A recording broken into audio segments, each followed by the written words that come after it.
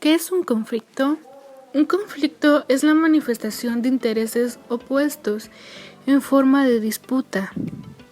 Muchas veces se entra en situaciones conflictivas gracias a la escasez de recursos, aunque la abundancia de un recurso también puede ser motivo de conflicto, ya que las personas podrían luchar para obtener el control y por consiguiente los beneficios que provee ese recurso. Diferencias entre conflicto y problema. Un problema es una molestia o queja. Son hechos encontrados o demostrados, son asuntos que no se pueden solucionar. Es una situación en la que se observan dificultades e incomprensión que se produce en base a un asunto. Conflicto. Un conflicto es un desacuerdo entre las partes, es un enfrentamiento por algún motivo, es una contraposición de intereses sociales, económicos o puntos de vista. Es una discusión entre dos o más personas que no llegan a un acuerdo y son acuerdos no consensuados de dos o más grupos de personas. ¿Por qué vemos el conflicto como negativo? Lo relacionamos con la forma en que habitualmente hemos visto que se suelen enfrentar o resolver. Es un enfrentamiento que significa quemar mucha energía y tiempo. La mayoría sentimos que no hemos sido educados para enfrentar los conflictos de una manera positiva y que por lo tanto nos faltan herramientas y recursos. Hay diferentes tipos de conflicto.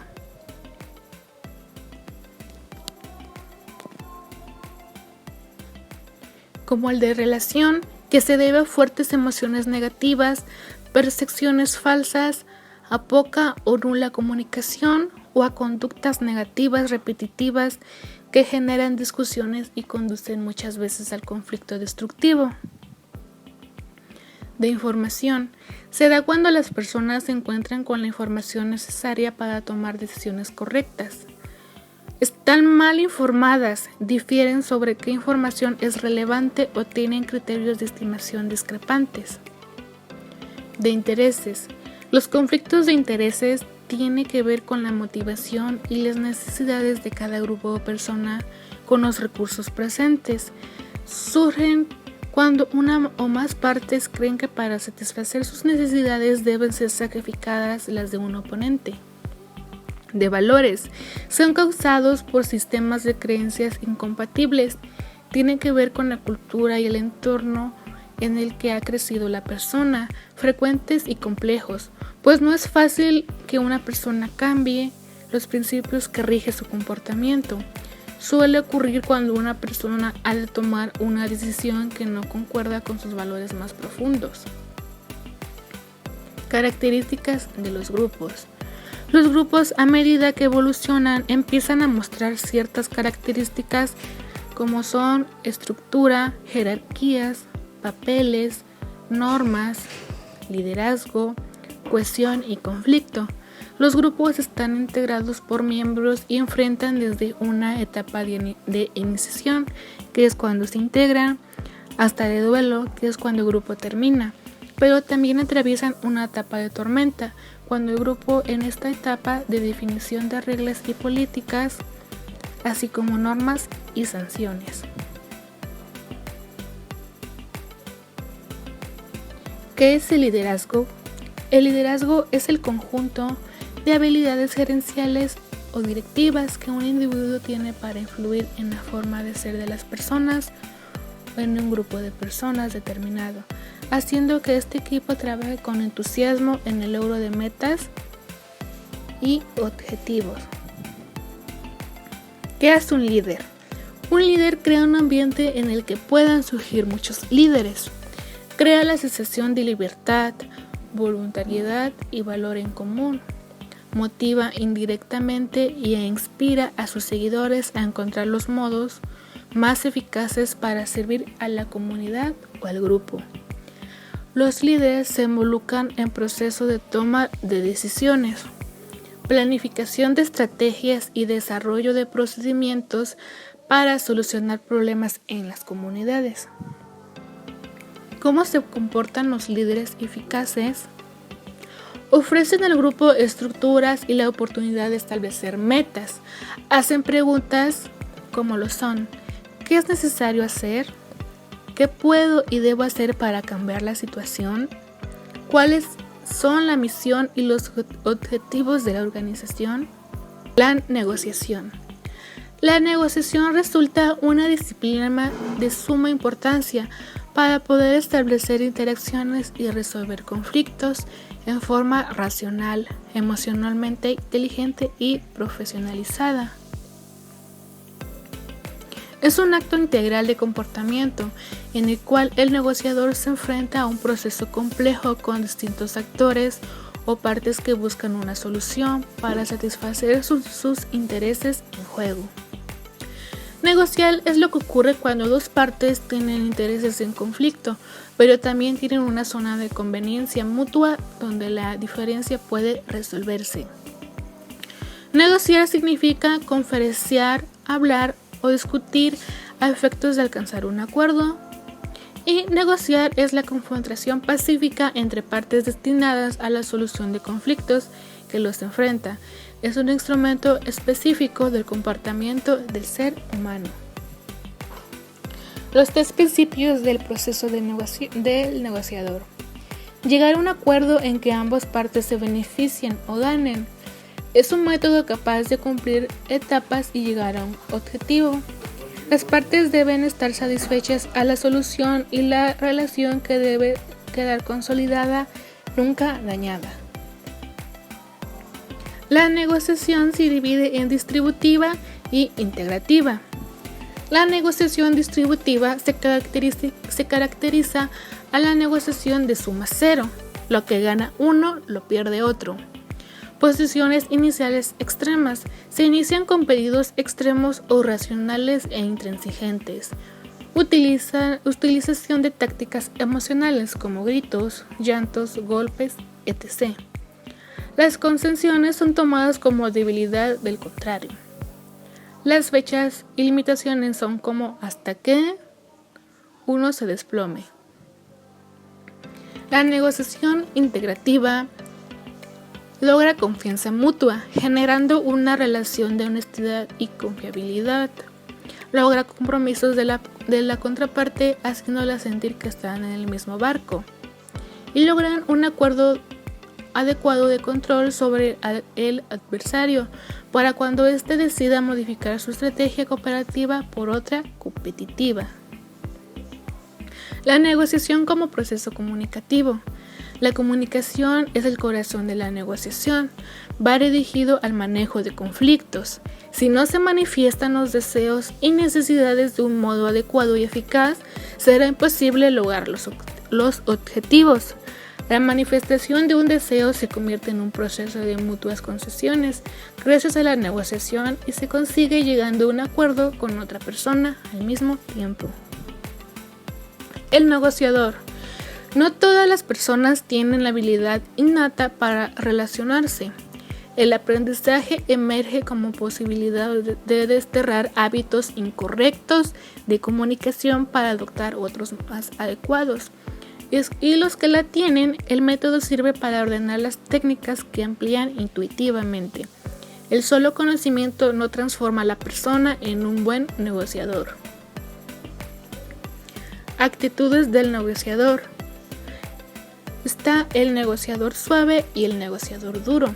El negociador suave dice que los participantes son amigos. La meta es el acuerdo. Es suave con la gente y con el problema. Confía en los demás. Ofrece alternativas. Insiste en el acuerdo, cede y expone. El negociador duro dice que los participantes son adversarios. La meta es la victoria.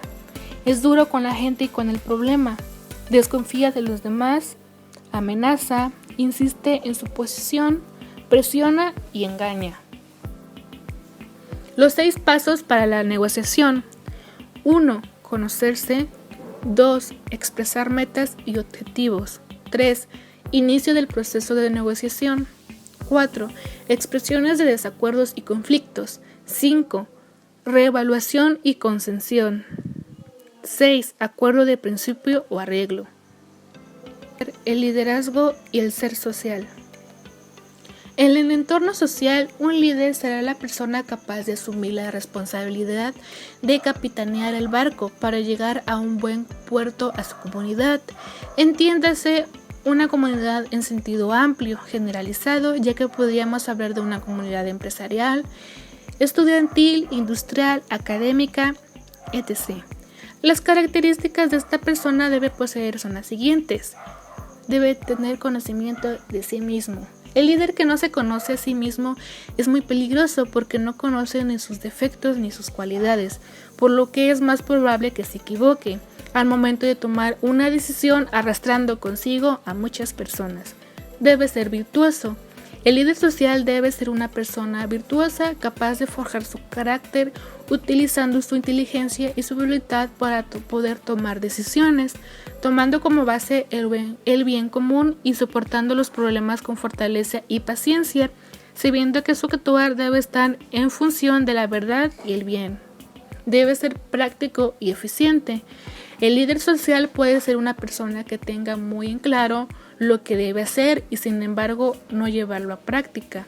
Esta persona cuya responsabilidad es grande debe reflexionar desde la realidad, desde los hechos. Su toma de decisiones debe estar precedida por la evaluación de si es posible llevarlo a la práctica o no. Sus órdenes no impactarán ni modificarán las ideas de las personas, sino sus vidas. Las decisiones que tome deben tener consecuencias prácticas y eficaces en la vida cotidiana de las personas que esperan el trazo de un rumbo claro.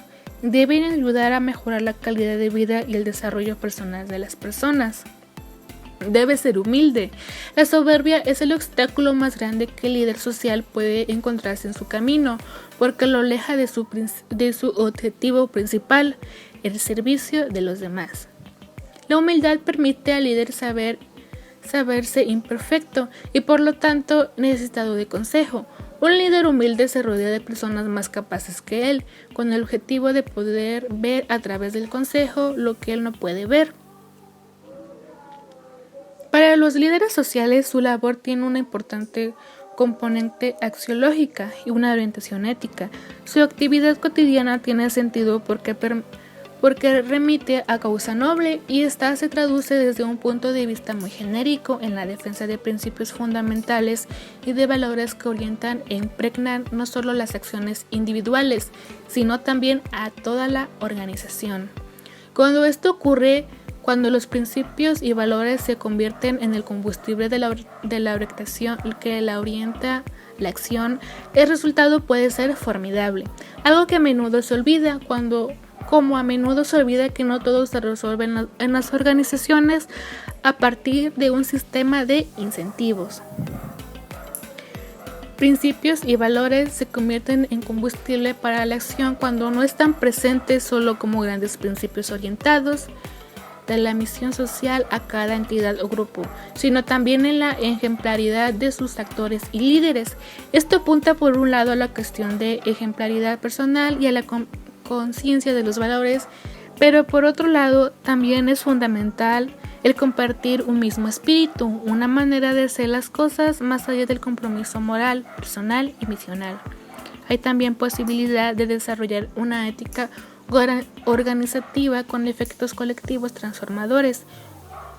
Pero esto significa también que el liderazgo impacta en lo cotidiano, porque en todas las organizaciones existe siempre el riesgo de confundir la grandeza de los ideales con la excelencia de la labor realizada. En el sector social existe el peligro de creer que porque los principios y propósitos que guían la acción son justos o heroicos, la acción social desplegada también lo será. El trabajo social debe guiarse por principios éticos, pero también debe estar bien hecho y sobre todo ser útil, tener impacto. Por este motivo, en la fusión del liderazgo social deben reunirse la consecución de ambos criterios. Tiene que haber compromiso social, pero también talento y profesionalidad. en la manera de realizar las tareas y de alcanzar los objetivos, porque la grandeza de la misión no puede ser una excusa o una tapadera para la elección.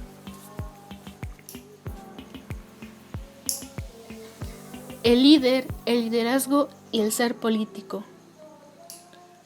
El liderazgo político es detentado por aquella persona que reúne las cualidades de conductor, integrador, articulador, conocedor, protector y encauzador del pueblo, según un modelo valorativo determinado.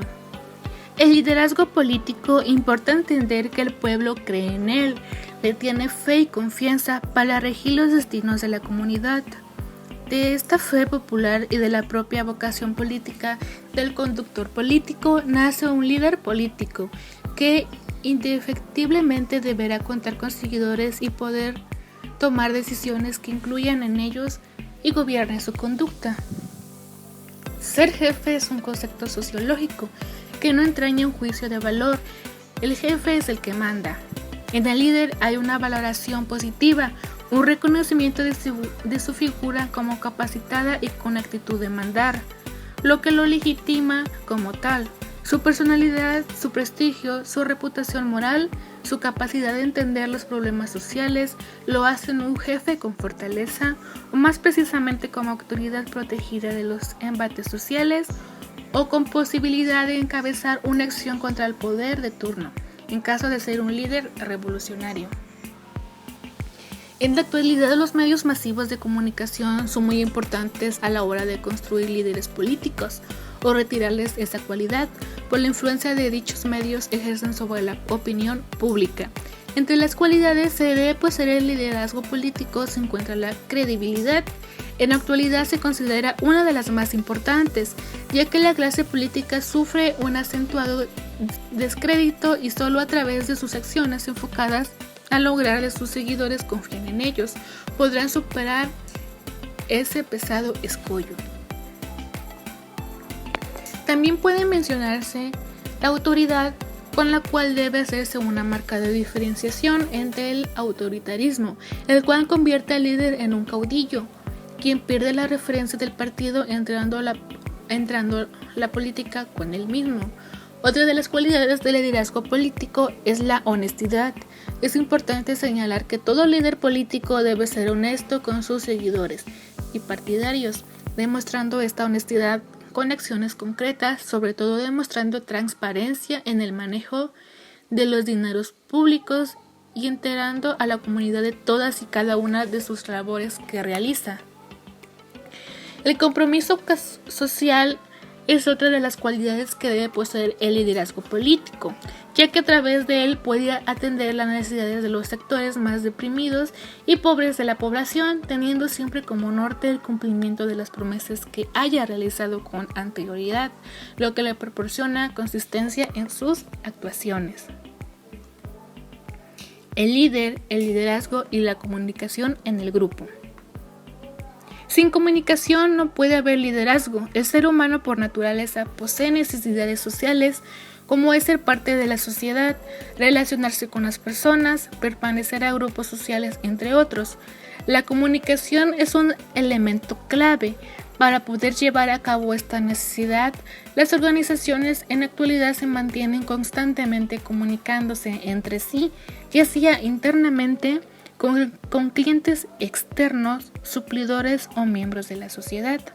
La motivación de los grupos de trabajo depende enormemente de la comunicación que posee el líder con el equipo.